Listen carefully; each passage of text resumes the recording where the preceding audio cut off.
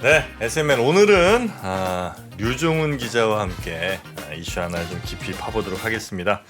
자, 우리 3프로TV의 류종은 기자님 어서 오십시오. 반갑습니다. 3프로TV 류종은입니다. 네, 처음에 뵙기 전에 네. 맨 처음에 이름만 보고는 혹시 여잔 줄 아셨던 건 아니죠? 다른 기대를 조금 했었습니다. 지금에 와서야 사과드리겠습니다. 아닙니다. 제가 형제가 있는데 네. 저희가 이름이 은자로 끝나가지고 둘 다 약간 여자 이름 같으라는 말이 좀 있어요. 그렇습니까? 동생은 류승은입니다. 남자예요. 오해를 그분도 많이 받으셨겠군요. 네.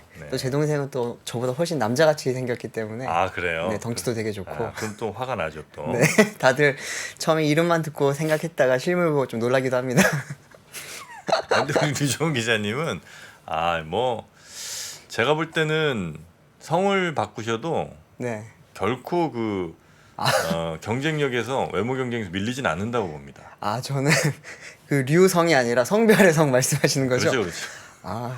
그런가요? 네, 충분히.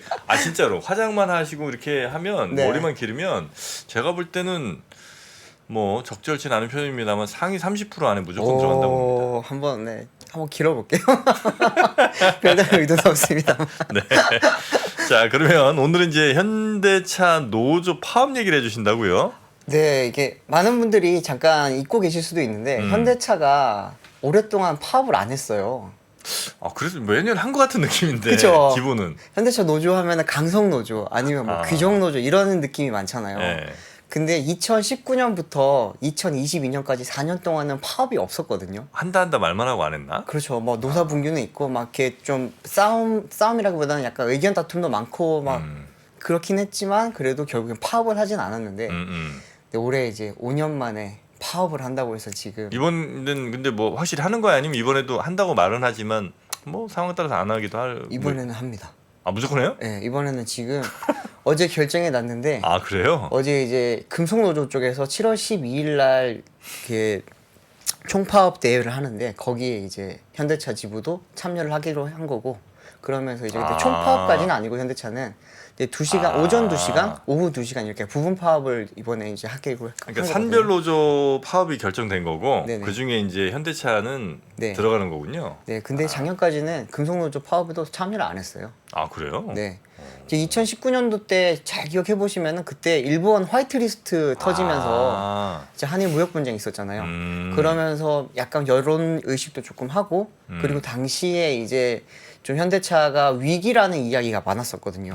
그때 당시에는 이제 뭐 전기차 전환을 위해서 투자도 많이 해야 된다. 글로벌 판매량도 줄고 있다. 중국 시장에서 어떻게 할 거냐 막 여러 가지 우려들이 막 겹치면서 여론이 안 좋다 보니까 노조 쪽에서도 그러면은 일본까지 이렇게 된 상황에서 우리가 조금 전향적으로 파업을 하지 말고 노사 합의를 해봅시다 이렇게 해서 시작이 됐는데 그때 좀 놀랐던 거는 당시에 이제 노조위원장이었던 하부영 위원장이 네. 굉장히 강성이거든요. 강성이었기 때문에 뭐 노조 쪽에서도 당연히 할줄 파업까지 알았는데. 각오를 하고 있을 거고 네. 사측에서도 우리는 이제 큰일 났다. 대외적인 우려에다가 안에서 여기까지 올해 이제 큰일 났다 이랬었는데 그때 딱 무파업으로 넘어갔거든요.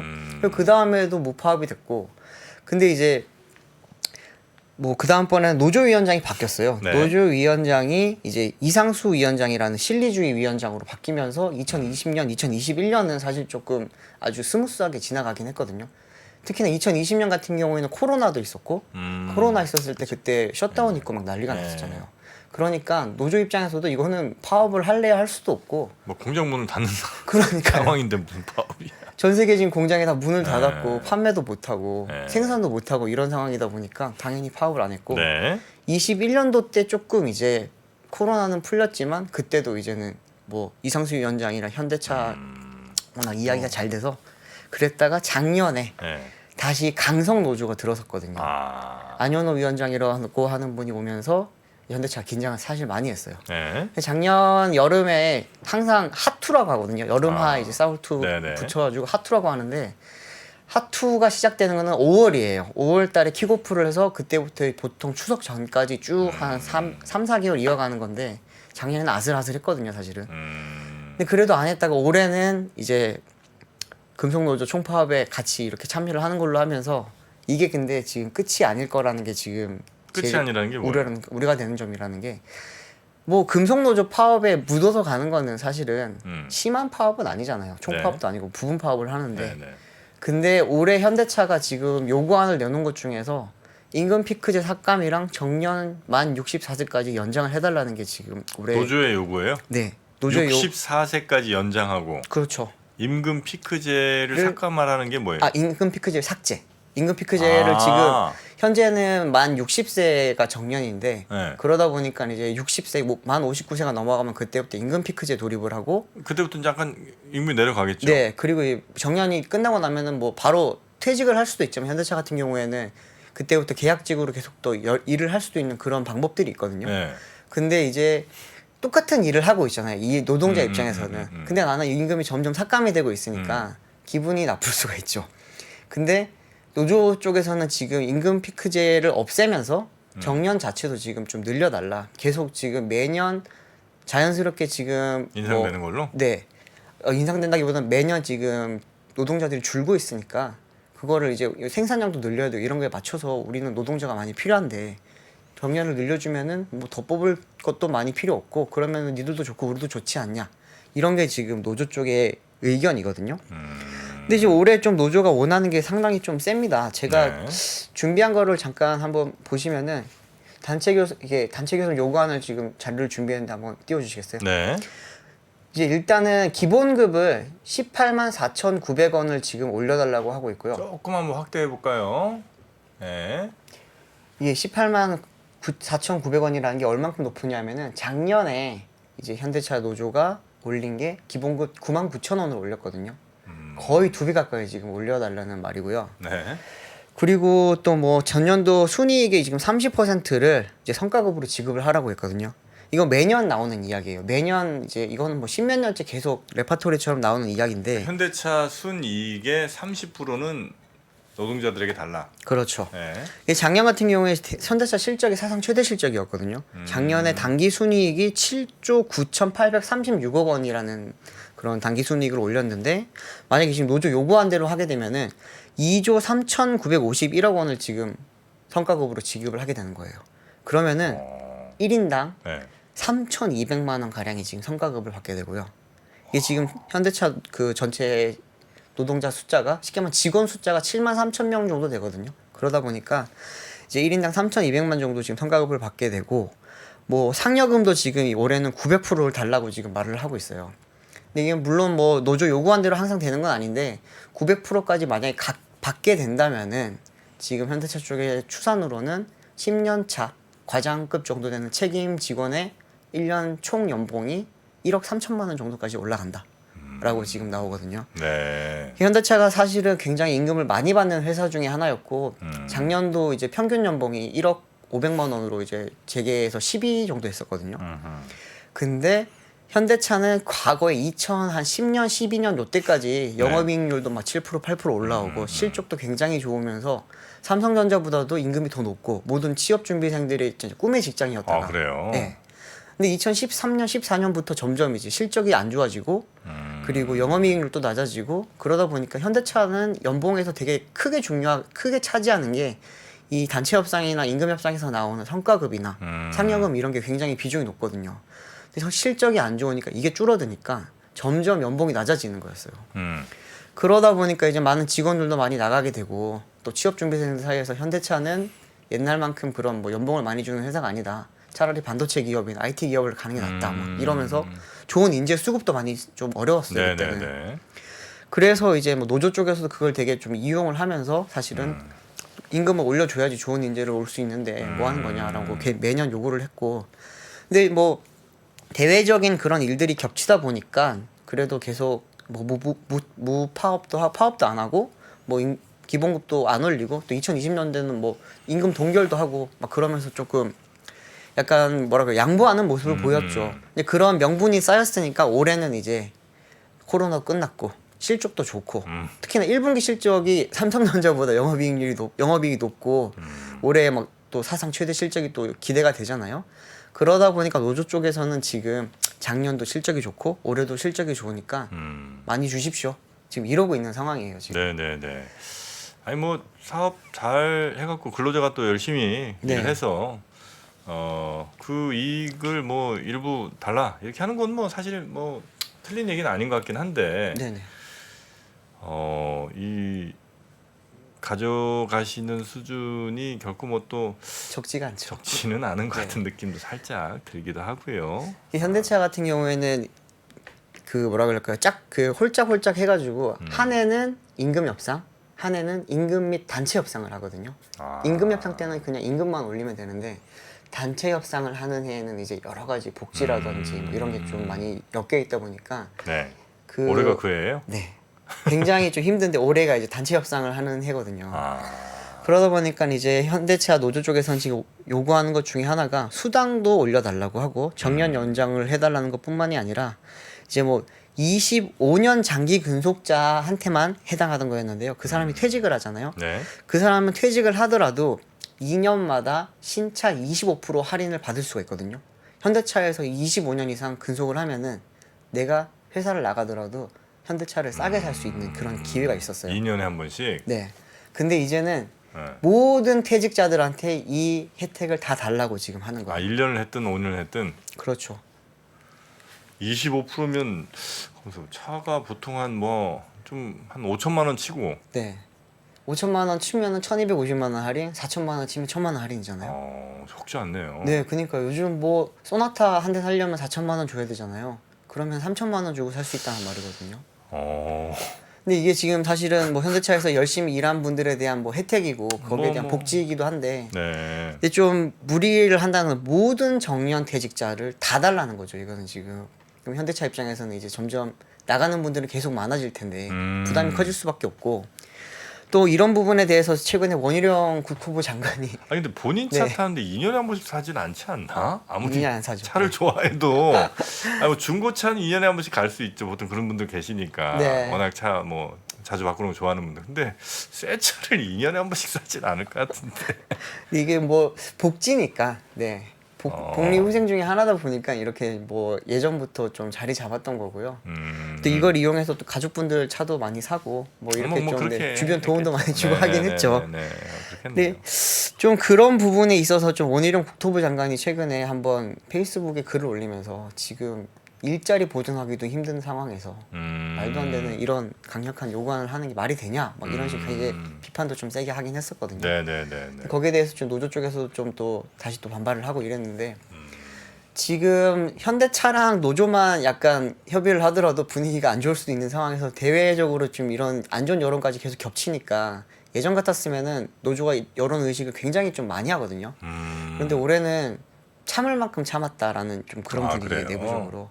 그러다 보니까 이번에 그 금속노조 파업 그거 관련해서도 이거는 우리 파업이 아니고 금속노조 파업인데 왜 우리가 욕을 먹어야 되냐. 약간 이런 식의 지금 반응도 나오고 있기 때문에 올해 아마 핫투가 정말 역대급으로 뜨거울 것 같습니다. 아 그래요? 네. 아 정부랑 이 노조 쪽이 아주 그렇죠. 강대강으로 가는군요. 네. 아, 그러면은 네 올해 아마 정말 안 그래도 더운데 더 뜨겁지 않을까 싶어요. 근데 지금 글로벌 지금 자동차 업체들의 상황이랑 비교를 해서 이 부분에 대해서 좀 비판이 사실은 많기는 하거든요. 왜냐하면은 지금 전기차로 점점 전환이 되다 보면은 네네. 사람을 줄여야 된다라는 말이 많잖아요. 뭐 로봇들이 많이 만들죠. 그렇죠. 부품도 줄고 네. 공정이 줄고 이러다 보니까 사람을 줄여야 된다고 하는데 음. 그런데 현대차는 지금 오히려 늘려야 된다. 늘려달라. 정년을 더 늘려달라. 사람도 더 뽑아달라. 막 이러다 보니까 여기에 대한 지금 비판이 되게 많거든요. 네네. 근데 그렇게 하는 이유가 있습니다. 지금 제가 잠깐 자료를 준비를 했는데요. 네. 현대차 노조가 이제 2017년도 때 2017, 18, 19 이때 거의 피크였어요. 49,641명이랑 이제 노조원을 갖고 있었는데 현대차 전 직원이 이제 한 7만여 명 정도 되는데 5만여 명이 노조원이라고 하면은 엄청난 거거든요. 근데 이거는 이제 이 노조 대부분은 이제 생산직 분들이고 이제 뭐 사무실에서 근무하시는 분들, 뭐 본사에서 근무하시는 분들은 여기 포함이 안 되는 거거든요. 근데 이 노조원들이 이렇게 많아야지만 사실은 노사 협상력도 강하고 좀 힘이 세잖아요. 밑에 있는 그래프인 거죠 지금? 예, 밑에 네. 있는 그래프입니다. 예. 근데 이제 2020년도부터 많이 줄기 시작했고요. 지금 올해는 이제 4만 5천 명 6천 명이 깨져서 5천 명대까지 내려간다라고 하니까 점점 노조 이런 규모가 줄면은 이제 회사에 대해서 좀 목소리를 내기도 힘들어지고 좀 끌려다닐 수 있으니까 노조 쪽에서는 우리의 이런 세를 계속 유지를 하기 위해서는 좀 정년 연장이 필요하다 이런 이야기를 하는 건데 현대차는 사실은 그냥 가만히 있으면은 사람들이 이제 뭐 베이비부머 세대라든지 이런 분들이 계속 퇴직을 하니까 딱히 희망퇴직도 안 하고 그리고 이제 그런 부분에 대해서 뭐 인위적으로 안 건드린다는 게 사실 현대차 기조였어요. 네. 올해만 지금 1945명이 이제 정년 퇴직 예정이고 뭐 2024년에도 1973명, 2025년에는 2115명이 지금 퇴직을 하거든요. 이렇게 되면은 한 2027년까지 10,000명 정도 퇴직이 자연스럽게 이루어지기 때문에 그러면은 뭐 우리가 인위적으로 사람을 자르지 않더라도 전기차 시대로 넘어가는 데 있어서 인력 그런 부분 쉽게 말하면 인건비 부담도 줄일 수 있고 그런 부분은 좀 스무스하게 넘어갈 수 있겠다라고 생각을 했었거든요. 네. 근데 지금 정년 퇴직 이게 연장이 돼버리면은 현대차 이런 계획은 그냥 사실 뭐 계획대로 안 되는 건 분명하고요. 그리고 또 차를 지금 점점 많이 팔고 있잖아요, 현대차가. 네. 그러다 보니까 사람을 더 뽑아달라고 하는 거예요. 올해 지금 현대차가 3월 달에 10년 만에 신규 인력을 채용을 했거든요. 그 생산직 인력을. 네. 뭐 매년 대조공채 뭐 이런 거 다 뽑긴 하지만 공장에서 일하는 분들은 사실 10년 동안 뽑지 않았어요. 2013년도 때 전주 공장을 뽑고 그리고 나서 안 뽑다가 이제 뭐 전기차 신공장도 지어야 되고 그리고 이제 뭐 다양한 또 차종도 늘어나다 보니까 공장을 조금씩 더 지으면서 사람이 필요하다고 해서 올해 지금 400명을 뽑고 내년에 또 300명을 뽑아서 이제 2년 동안 700명을 뽑는데 3월 달 이때 뽑을 때 몇 명 지원한지 아세요? 아니 모르죠. 모르죠? 네. 18만 명 지원했습니다. 몇 명 뽑는데? 400명 뽑는데요. 18만? 네. 하루 만에 그때 막 5만 명 몰리고 뭐 일주일 만에 10만 명 몰리고 막 일주일이 아니었나 3일 만에 10만 명 몰리고 막 그랬었는데 와. 요 이제 열흘 동안에 총 모집을 하고 나서 18만 명이 지금 지원을 했고 그때 당시 이제 경쟁률이 450대 1이었어요. 그래요? 보통 공무원 경쟁률 100대 1 막 이러잖아요. 그거보다 4배 5배 높은 지금 경쟁률이 나왔고요. 네. 그 전에 이제 작년에도 기아에서도 이제 뽑았었는데 그때도 500대 1 경쟁률이 나왔거든요. 네네. 그만큼 이제 자동차 회사 현대차랑 기아차에 대한 현대차 기아에 대한 사실은 취업 준비생들의 그 매력도가 다시 높아지고 있다라는 뜻이기도 하고요. 그래요? 좋은 직장은 맞거든요, 진짜. 뭐 그렇죠. 네. 네. 근데 지금 다른 나라는 계속 줄이고 있는데 우리나라만 이렇게 뽑는 게 참 말이 되냐. 그래서 저거 이제 다른 나라들 어떻게 하는지 상황을 한번 찾아봤는데 자료 한번 보시면은 네. 포드 같은 경우에는 이제 유럽 공장의 직원을 3,200명을 감축을 추진을 하고 있고요. 폭스바겐도 이제 2년 전부터 5,000명을 이제 순차적으로 해고를 하고 있고 르노 그룹 같은 경우에도 내년까지 2,000명을 지금 해고를 할 예정이고요. 벤츠도 3,600명, 뭐 스텔란티스도 1,350명 이렇게 점점 다들 줄여 나가는 지금 추세거든요. 근데 현대차가 만약에 이번에 정년 연장을 하지 않고 신규로 안 뽑으면은 네. 사실 이들보다 더 많이 줄이는 거예요. 아, 사실은. 자연스럽게. 네, 자연스럽게 그냥 별다른 문제 없이 넘어가는 건데 정년 연장이 되게 되면은 이제 좀 많이 시끄러워지고 현대차 입장에서 부담이 커지게 되는 상황이 정년장을 회사에선 받을 가능성이 없죠. 없죠. 지금 2년째 계속 이야기를 하는데 네. 어제도 미팅이라고 하지 아니고 뭐라고 해야 되죠? 노사 협의를 했는데 네. 어제도 이야기가 나왔던 게 이제 노조 쪽에서는 정년 연장이 올해 최고 그 수건이고, 근데 이제 거기에 대해서 현대차 쪽에서는 저희는 뭐 그럴 여유가 없다, 절대 받아줄 수가 없다라는 지금 입장을 전달을 했고요. 그 부분에 대해서는 아마 첨예하게 좀 갈등이 올해는 좀 세게 빚어질 것 같아요. 왜냐하면 안현호 이제 노조위원장 같은 경우에 아까 말씀드렸듯이 강성이거든요. 네. 엄청난 강성이시고 올해가 마지막이에요. 아. 이제 2년 이게 임기가 2년이기 네. 때문에 올해가 마지막이기 때문에 올해 안에 그 뭔가 좀 업적을 남기고 또 나가야 되거든요. 아. 현대차 노조 같은 경우에는 뭐 집단이라고 해야 될까요? 그럼 이제 그것이 한 10여 군데 있거든요. 네. 그러다 보니까 약간 정치 조직처럼 되어 있어요. 당처럼. 그래가지고 이제 어떤 쪽에서 이제 올라왔을 때 노조원들이 좀 많이 도움을 받았을까 봤을 때 대부분 당연히 강성 노조가 왔을 때 노조들이 좀 만족을 많이 했죠. 그러다 보니까 이제 노조 입장에서는 항상 강성이 올라가기를 바라긴 한데 또 여론도 아까 말씀드렸듯이 여론을 신경 쓰다 보니까 여론이 안 좋을 땐 또 실리주의도 올라오고 막 이렇게 한 번씩 하는데 그 5년 지금 5년 만에 파업을 한다고 했는데 그 직전에는 8년 연속 파업을 했어요 또. 2011년부터 아, 2018년까지 그래요? 8년 매년? 연속 파업을 했어요. 매년 파업을 하다가 네. 그때 마침 또 그런 상황이 겹치면서 또 파업을 안 했던 건데 근데 올해는 아마 파업도 시작이 됐고 또 안현호 위원장의 또 임기도 마지막이기 때문에 아마 좀 세게 붙지 네. 않을까 싶은데 네. 노조 전임자분들은 이제 노조 일 이제 위주로 하시는 거죠? 그렇죠. 네 맞습니다. 몇 분 정도나 되세요? 노조 전임을 하시는 분? 전임자도 전 정확하게는 모르겠는데 네. 한 10명, 20명 정도 계시는 것 같아요 사무실에. 그리고 각 지부별로 또 따로 있고 뭐 연구소에도 있고 쉽게 말하면 뭐 남양연구소 지부, 뭐 아산공장 지부 뭐 다 따로 있거든요. 아, 거기에도 다들 노조 전임자분들 또 계시고. 네 그렇기 때문에 그런 부분에 있어서는 조금 네 노조 그분이 일 열심히 하시고 하는 되게 중요한 일을 하시는 분들입니다 사실 노조 전임자들은. 근데 뭐 사실 올해 좀 많이 걱정이 되고 있는 상황이고 그런 부분이고. 근데 왜 이런 이야기를 하면서 걱정을 하냐? 돈 벌어서 당연히 뭐 삼성전자도 뭐 연봉 20%씩 떼주고 하는데 왜 현대차만 이렇게 문제를 삼느냐라고 보실 수가 있는데 현대차가 아까 말씀드렸지만 굉장히 중요한 시기예요. 그저께 CEO 인베스터 데이 때 그렇죠, 그렇죠. 엄청난 투자 발표를 했잖아요. 자료 잠깐 준비했는데 보시면은 10년 동안 109조 4천억 거의 뭐 매년 11조 가량 지금 투자를 해야 되는 상황이고 그러면은 아무리 돈을 많이 벌더라도 투자를 위해서는 좀 많이 좀 이익을 많이 좀 손해를 봐야 되는 상황이잖아요. 네, 네, 네.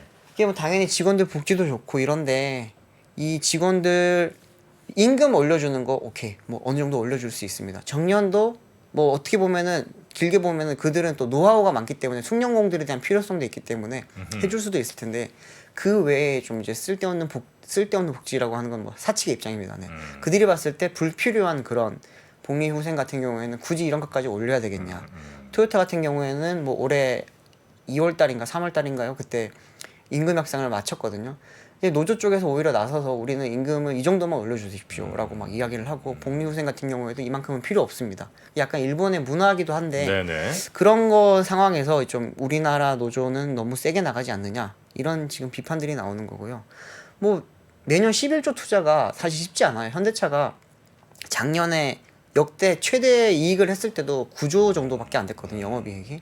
근데 11조를 한다는 거는 영업이익보다도 많은 돈을 지금 R&D라든지 시설 투자라든지 이런 데 다 넣어야 된다는 네, 상황이다 보니까 아마도 좀 저도 뭐 자주 칼럼을 쓰고 하긴 하는데 이런 부분에 있어서는 뭐 한쪽만 뭐 한쪽 편만 들고 뭐 한쪽의 이익만을 좀 생각하기보다는 조금은 네, 대승적으로 봤을 때 약간의 양보를 조금 하는 게 좋지 않겠냐 사실 싶어요. 알겠습니다. 워낙 뭐 이건 네. 또 각각의 이게 첨예하게 충돌하는 부분이기 네. 때문에 뭐 어느 편을 들기는 뭐 매우 어려우나 맞습니다. 현재 여론은 약간 조금 그런 것 같다는 말씀을 아무튼 네. 전해주시는 것 같고요. 여튼 올 여름은 파업은 이제 이미 이제 금속노조 파업에서 현대차가 이제 같이 동참하기로 했기 때문에 2시간 부분 파업은 뭐 확실히 들어가는 거고. 네. 그러나 상황에 따라서는 어쩌면 현대차 노조가 이번 여름 하투라고 하는 네. 그때 훨씬 더 좀 강하게 회사와 부딪힐 가능성은 있어 보이는 있어 거죠. 보이는. 네. 가능성이 높다고 사실은 보고 있고 네. 현대차 쪽에서도 그 부분에 대해서는 좀 각오를 하고 있는 것 같기도 해요. 근데 많은 분들이 파업을 하거나 노사분규가 일어났을 때 네. 주가에 대해서도 되게 많이 좀 궁금해하시고 관심 가지시는 것 같던데 주가는 크게 영향을 안 받더라고요. 찾아보니까 이제 뭐 2000년도 중반까지만 해도 파업한다고 하면은 그때부터 생산량이 떨어지고 그러면 이제 회사의 손실이 커지다 보니까 주가가 빠지고 막 그랬거든요. 네. 근데 2010년도 들어서부터는 그게 워낙 20년 넘게 계속 이어져 오다 보니까 반복되니까? 네. 저거는 일시적인 그냥 불안 요소일 뿐. 아. 오히려 회사의 뭐 성장성이라든지 상품성이라든지 이런 게 더 중요하다라는 게 조금 뭐 증명이 돼서 그런지 주가는 단기적으로는 잠깐은 빠지더라도 어느 순간 또 올라오고 또 합의가 잘 됐을 때는 오히려 주가가 더 올라가기도 하고 막 그렇더라고요. 네네네. 그러니까 주가 관련해서는 좀 많이 걱정을 안 하셔도 될 것 같다라는 생각이 들고요. 오히려 좀 현대차의 그냥 경쟁력을 높이기 위한 방안을 노사 양측이 좀 더 잘 찾아가는 게 그렇기 때문에 더 중요하지 않을까 싶습니다. 네. 알겠습니다. 자, 오늘은 현대차 노조의 올 여름 파업과 관련된 이야기를 좀 나눠 드렸고요.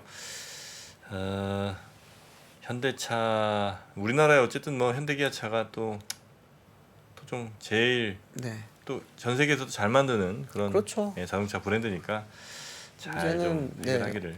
우리만 좋아하는 게 아니에요. 글로벌 시장에서도 다 인정을 하고 네네네. 뭐 저도 이제 가끔씩 해외 출장을 간다든지 가서 해외 기자들을 만나서 이야기를 해보면 다들 좀 놀라죠 사실은. 예전에는 뭐 현대기아 하면 그냥 값싼 차, 가성비 좋은 차였는데 지금은 트렌드를 좀 주도하는 차량이라는 그런 말들이 많고 네네네. 또 최근에 국내 자동차 시장 자체의 중요성이 커진 게 뭐 작년 올해만 하더라도 뭐 벤틀리라든지 뭐 롤스로이스라든지 페라리라든지 람보르기니라든지 이런 엄청 고가의 브랜드의 그런 CEO들 회장들이 우리나라를 앞다퉈서 지금 찾아오고 있고 뭐 작년 말에 또 생각해 보면 BMW 올리버 집스 회장도 뭐 직접 한국에 들어가서 이재용 회장도 만나고 가고 그런 걸 보면은 한국의 자동차 시장 자체가 단순히 이제는 아시아의 뭐 작은 시장이 아니라 뭐 시장 규모도 많이 커졌지만 그것보다도 어떻게 보면은 문화 자체라든지 그런 새로운 트렌드를 이끌어가는 시장이기 때문에 그런 부분에 대해서는 이제 글로벌로 좀 인정을 받고 있고요. 뭐 자율주행이나 전동화 부분에서도 어떻게 보면은 국내에서 한국에서 성공하면 뭐 세계 어느 나라를 가서라도 성공할 수 있다. 네네. 이런 게 지금 좀 검증되다 보니까 그런 곳을 좀 터줏대감으로 있는 현대차가 잘 해야 되지 않을까요, 진짜? 네. 국내에서 잘해야 또 해외에서 잘할 거니까. 알겠습니다. 자, 오늘은 여기까지 류종훈 기자와 이야기 나누도록 하겠습니다. 함께 인사드리죠. 우리 네. 류종훈 기자님도 고생 많으셨고요. 우리 시청해주신 여러분도 대단히 감사합니다. 오늘은 여기서 인사드리겠습니다. 함께해 주신 여러분 고맙습니다. 감사합니다.